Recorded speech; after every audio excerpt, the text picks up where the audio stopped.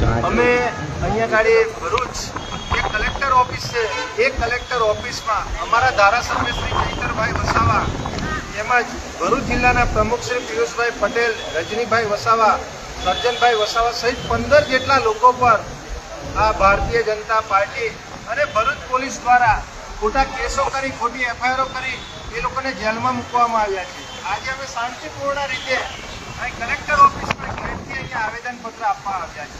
આ ભરૂચ જિલ્લાની તમે પોલીસ છો, અહીંયા અટકાવી દીધા છે. અમને આ આવેદનપત્ર પણ આપવા જવાનું. શું આ કલેક્ટર ઓફિસ હોય કે કોઈ પણ કચેરી હોય એ ભારતીય જનતા પાર્ટીના ઇશારે ચાલી રહી છે?